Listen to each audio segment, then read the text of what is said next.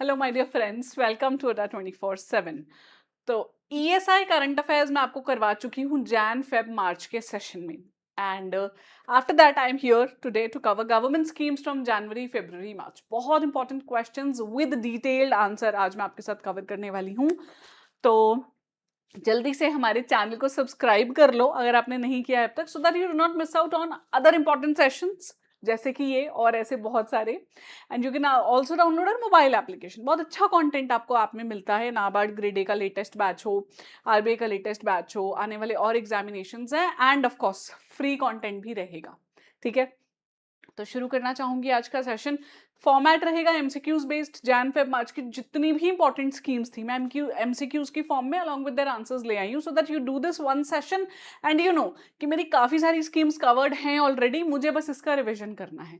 ठीक है, करें फिर शुरू। ओके, तो here I present you the question, try to answer if you can, if you can not that's okay. आज आंसर मिल ही जाएगा, अगर रिलेट कर पाओ तो और अच्छी बात है।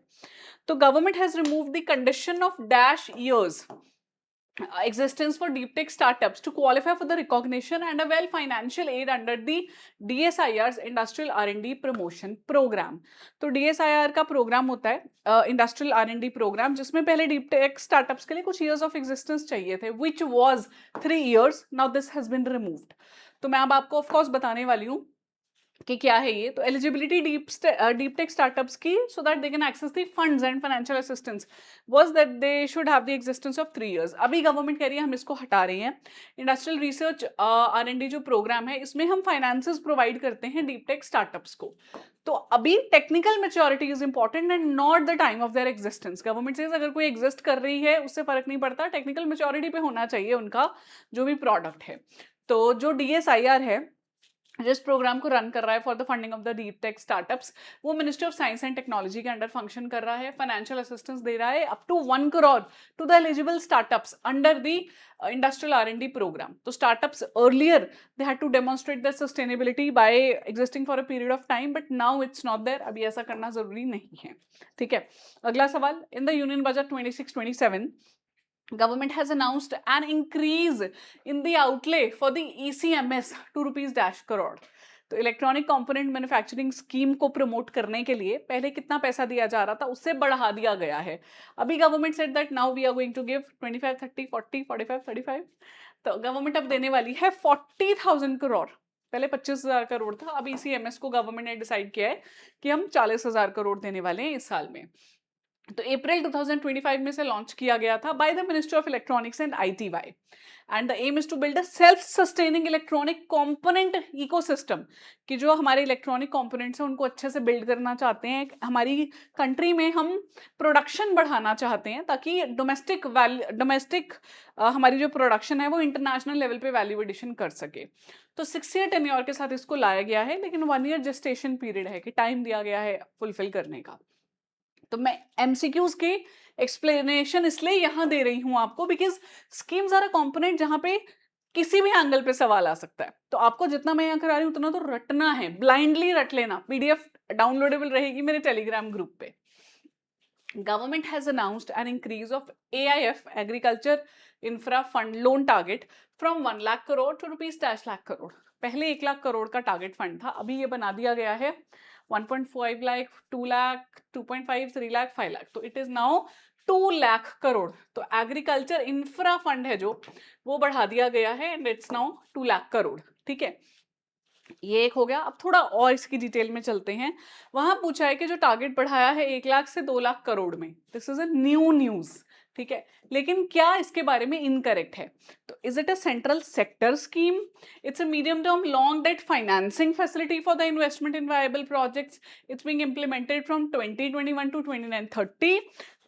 It provides loans with interest subvention of 3% per annum, या नन ऑफ द अबव। तो एक्चुअली में जो गलत है वो कुछ भी नहीं है। AIF के बारे में सब कुछ सही है कि 1 लाख करोड़ से 2 लाख करोड़ इसकी फंडिंग बढ़ा दी गई है। सेंट्रल सेक्टर स्कीम है, सारा पैसा सेंट्रल गवर्नमेंट दे रही है। मीडियम लॉन्ग टर्म का मतलब है भाई 5 से 10 सालों के लिए पैसा दिया जाएगा, और ये आप देख ही रहे हो 10 साल के लिए इंप्लीमेंट किया जा रहा है। लोन्स मिलेंगे इंटरेस्ट सबवेंशन ऑफ 3% पे। तो all these things are crucial. Also एक और इंपॉर्टेंट चीज है कि यहाँ पे जो क्रेडिट गारंटी फंड ट्रस्ट है वो माइक्रो स्मॉल एंटरप्राइजेस के लिए 2 करोड़ तक के लोन देता है। अमाउंट 1 लाख करोड़ से बढ़ा दी है, लेकिन लोन जो है वो 2 करोड़ तक दिए जा रहे हैं, राइट। और आगे चलते हैं पीएम राहत स्कीम पे।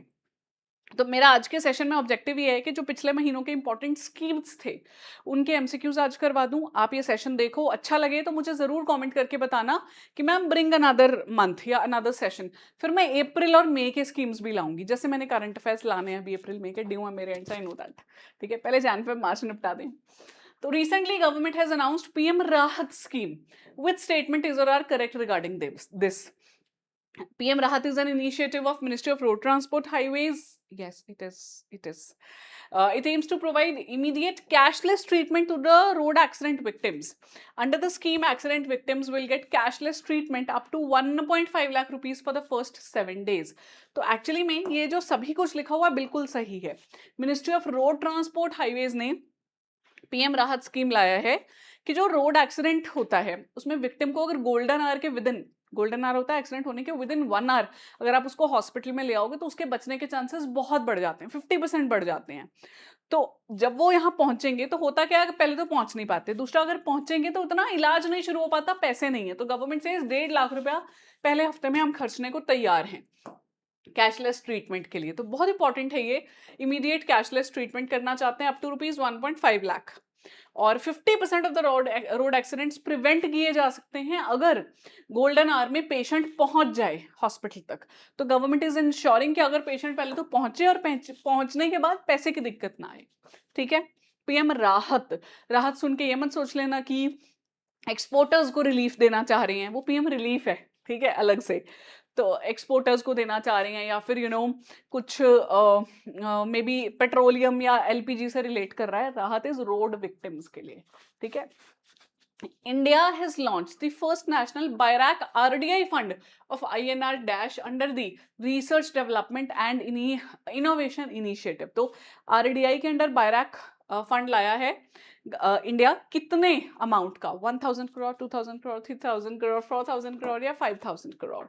तो 2000 करोड़ का फंड है। ठीक है, एंड इंडिया ने लॉन्च किया ये पहला fund under the 1 lakh crore RDI initiative. Aim है बायोटेक्नोलॉजी इनोवेशन को प्रमोट करना, ब्रिज करना लैब टू इंडस्ट्री गैप को, इंडिया की पोजीशन ग्लोबल इकोनॉमी में प्रमोट करना चाहते हैं। और ये ब्रॉडर जो आपका आरडीआई फ्रेमवर्क है उसका पार्ट है, ताकि हाई इंपैक्ट बायोटेक्नोलॉजी इनोवेशंस को प्रमोट किया जा सके। बैराक आरडीआई के बहुत डिटेल में जाने की जरूरत नहीं है। ठीक है, चलिए आगे चलते हैं। UCF urban challenge fund, it's a counterpart of the RIDF जो चल रहा है रूरल एरिया के लिए।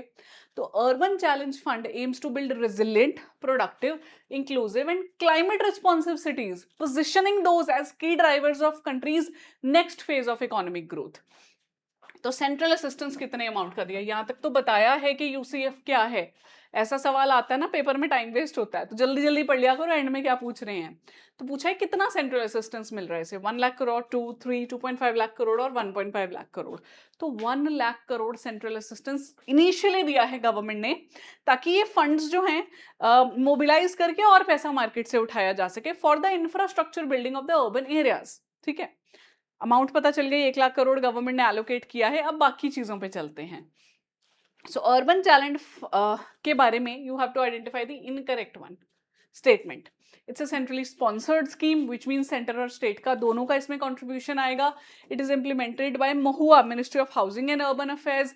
It will support bankable urban infra projects through a challenge based approach. Yes, जिनको बैंकेबल प्रोजेक्ट्स हैं, जिनको पैसा मिल सकता है बैंक से, उनको सपोर्ट कर रहे हैं। And it aims to catalyse nearly 4 lakh crore in the investment over 5 years। ये सब कुछ सही है। Urban infra fund is a centrally sponsored scheme, क्योंकि शहरों का डेवलपमेंट होगा तो स्टेट को भी पैसा डालना पड़ेगा, सेंटर स्टेट दोनों आ गए। महुआ इसको इंप्लीमेंट कर रहा है, बैंकेबल अर्बन प्रोजेक्ट्स पे पैसा डालना चाहते हैं और 4 लाख करोड़ जो है वो कैटलाइज करना चाहते हैं आने वाले 5 years में।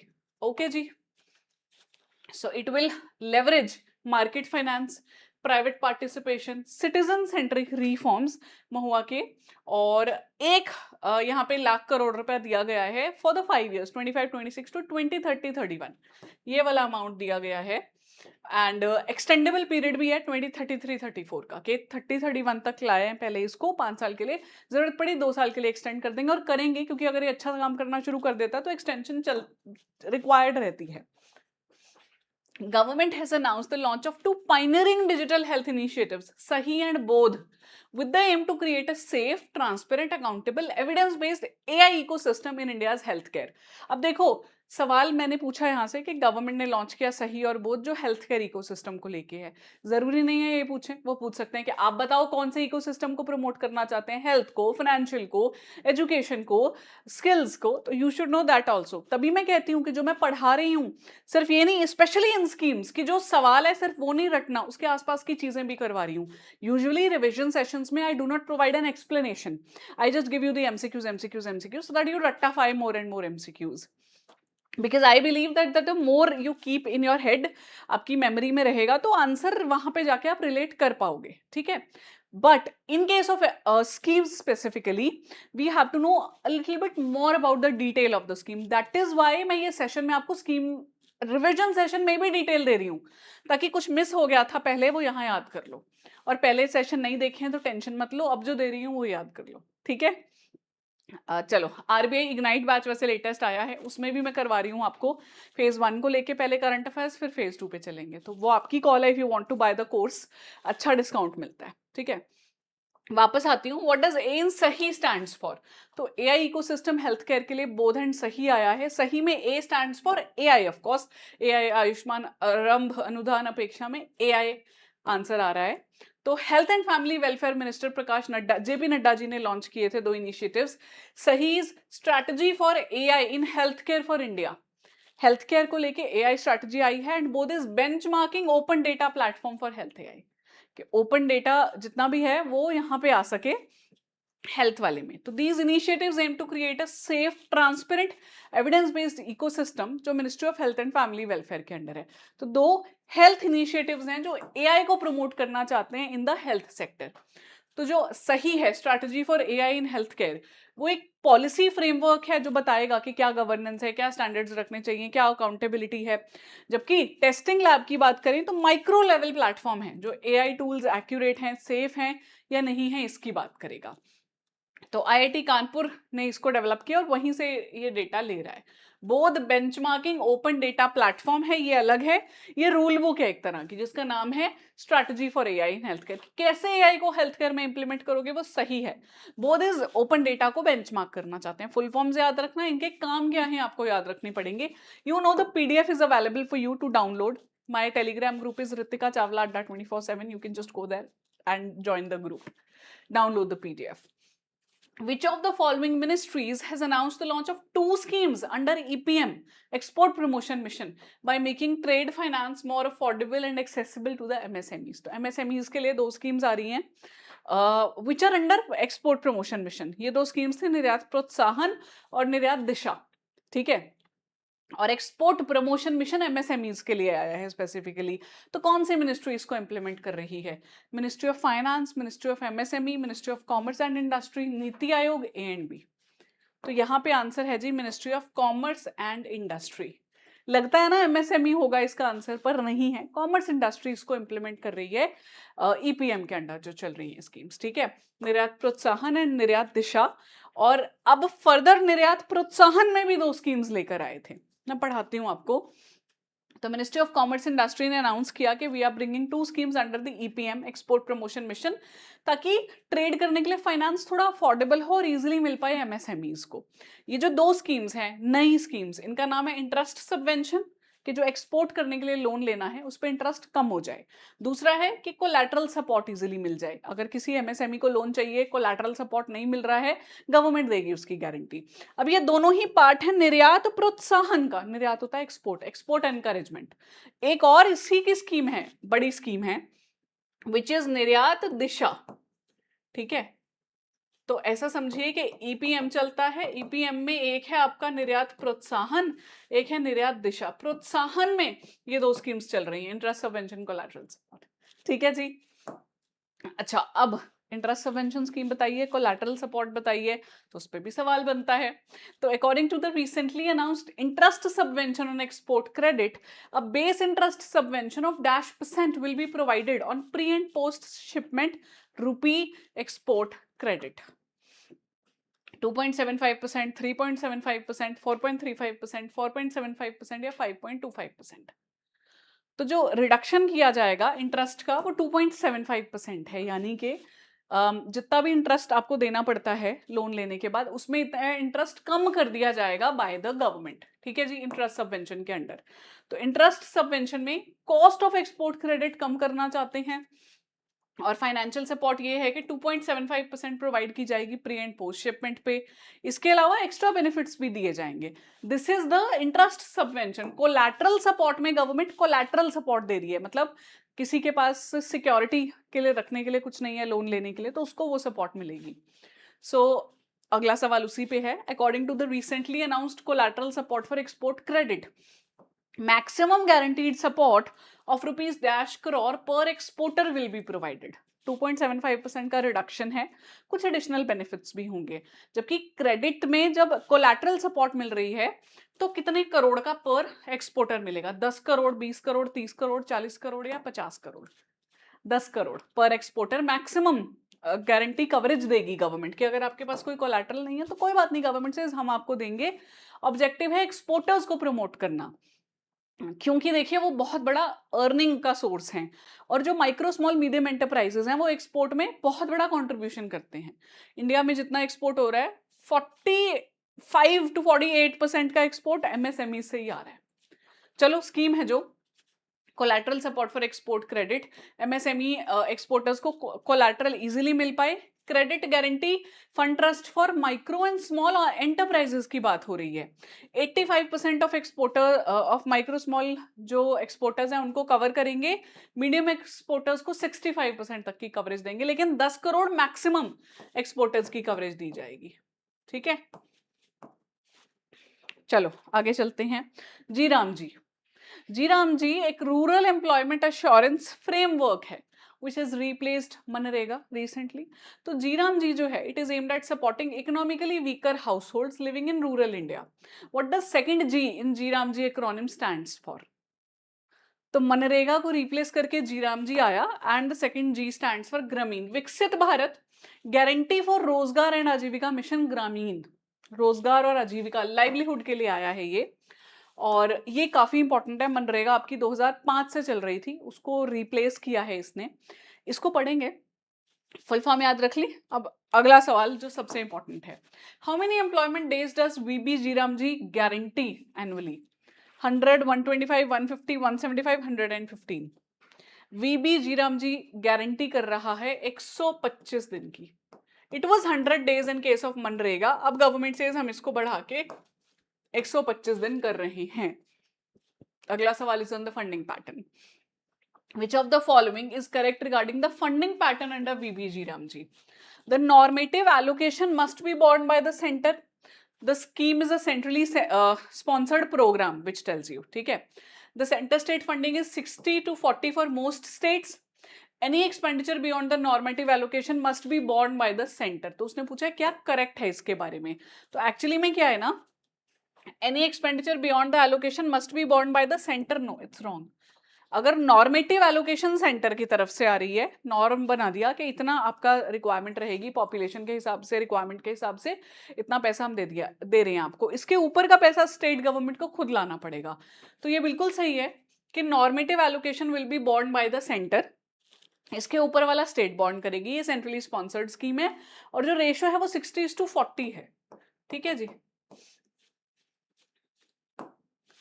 तो मनरेगा को रिपील कर दिया और वीबी जीराम जी को ले आए। प्रपोज लॉ क्या लेना चाहता है? एक फंडामेंटल शिफ्ट लाना चाहता है नॉर्मेटिव एलोकेशन करके। ठीक है जी, तो मनरेगा को रिप्लेस कर देता है जी। मॉडर्न रूरल एम्प्लॉयमेंट फ्रेमवर्क है, 125 डेज ऑफ वेज एम्प्लॉयमेंट है। 4 प्रायोरिटी एरियाज यहाँ पे रखे गए हैं। पहले में कोई प्रायोरिटी एरियाज नहीं थे, यहाँ पे प्रायोरिटी एरियाज हैं। Water security, rural infrastructure, livelihood infra and climate resilience, ये 4 एरियाज हैं। ठीक है, कि इन्हीं एरियाज में काम करवाया जाएगा। और पहले पंचायत जो थी वही सब प्लान बनाती थी, अब पंचायत जो है वो इंटीग्रेट कर दी गई है काफी closely with the national level bodies. चलिए अगला question. Again I am telling you कि मैं ये डिटेल्ड सेशंस ले चुकी हूं आपके। I would not recommend you to go and watch each and every session just for the sake कि मैम ने कहा है तो देख लो। आप पीडीएफ्स डाउनलोड करके उनको गो थ्रू करना और इन सेशंस को रिवीजन एंड प्रैक्टिस के लिए यूज करना, ठीक है। And if you feel that you have to crack RBI this time, उसके बाद नाबार्ड भी देना चाहते हो, मतलब एक वो है कि नहीं ये तो करना ही है और कोर्स नहीं लिया है तो प्लीज टाइमली ले लो, इससे लेट तो कोई फायदा ही नहीं होगा कोर्स का, मैं खुद बता रही हूँ आपको, ठीक है। चलो ठीक है, आगे चलते हैं। Government has announced the extension of the deadline for the submission of fresh applications under the PLI scheme for textiles up to 31st March. The ministry is implementing the scheme. Which ministry is implementing? तो जो PLI for textiles है वो ministry of corporate affairs implement कर रहा है, ministry of textiles, tribal affairs, skill development, entrepreneurship या ministry of commerce and industry? Ministry of textiles इसको implement कर रहा है, ठीक है। तो पीएलआई स्कीम फॉर टेक्सटाइल्स जो है वो इंप्लीमेंट हो रही है basically bye the ministry of textiles itself.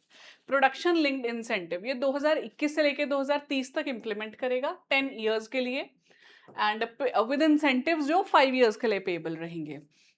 तो इंक्रीमेंटल प्रोडक्शन, तभी प्रोडक्शन इंसेंटिव कहते हैं कि जितना ज्यादा प्रोडक्शन कर रहे हो उतना ज्यादा इंसेंटिव मिलेगा गवर्नमेंट से। एक डीएलआई भी है, डिजाइन लिंक्ड इंसेंटिव, जो इलेक्ट्रॉनिक्स कंपोनेंट के लिए आ रही है, MEITY वाली स्कीम, मैंने वो भी पढ़ाई है आपको, ठीक है। चलिए आगे चलते हैं। Department of financial services has launched परिपूर्ण मेडिक्लेम आयुष्मान बीमा for central government health scheme beneficiaries. तो जो CGHS के बेनिफिशरीज थे उनके लिए आ रही है। The scheme is offered by, तो बेसिकली ये जो परिपूर्ण मेडिक्लेम आयुष बीमा है इसे मिनिस्ट्री ऑफ कॉमर्स ला रहा है, new India assurance, LIC, NITI Aayog या नन ऑफ द अबव? तो my dear friends answer here is New India Assurance, वही इंश्योरेंस कंपनी है जो आपकी, वो इसको इंप्लीमेंट कर रहा है। अब आगे और डिटेल्स में पढ़ने के लिए सवाल का आंसर दीजिए। विच of the following statements about this परिपूर्ण मेडिक्लेम आयुष बीमा is correct? It is offered by New India Assurance, हमें पता है, this is absolutely correct. A cumulative bonus of 10% is provided for every claim free year and 100% of the sum insured तक का bonus मिलता है. Policy covers pre-hospitalization expenses 30 days के, hospital जाने से पहले के खर्चा 30 दिन का, और पोस्ट हॉस्पिटलाइजेशन 60 डेज के लिए. तो ओवरऑल ट्रीटमेंट कवरेज एनहांस करना चाहते हैं. A&B, ABNC, क्या इसके बारे में सही है? तो वैसे इसके बारे में सब कुछ सही है। CGHS बेनिफिशरीज के लिए है, न्यू इंडिया एश्योरेंस इंप्लीमेंट कर रहा है, क्यूमुलेटिव बोनस 10% का है और maximum 100% sum insured. Policy pre hospitalisation expenses और पोस्ट हॉस्पिटलाइजेशन एक्सपेंसेस उसको कवर करना चाहता है। तो all this is correct regarding the Paripoorna medical scheme, mediclaim scheme, जो department of financial services under the ministry of finance है, ठीक है। Scheme promises cashless hospitalisation, insurance cover 10 lakh से 20 lakh, coverage for modern treatment और इवन नो क्लेम बोनसेस रहेंगे इसमें। और scheme को न्यू, वही पॉइंट्स हैं, न्यू इंडिया इंश्योरेंस ऑफर कर रहा है, 10% प्रोवाइड करते हैं बोनस, प्री हॉस्पिटलाइजेशन 30 डेज के लिए, पोस्ट हॉस्पिटलाइजेशन 60 डेज तक का ये कवर करके दे रहा है, ठीक है। चलिए आगे चलते हैं। जन औषधि सप्ताह 2026 मार्च में मनाया गया।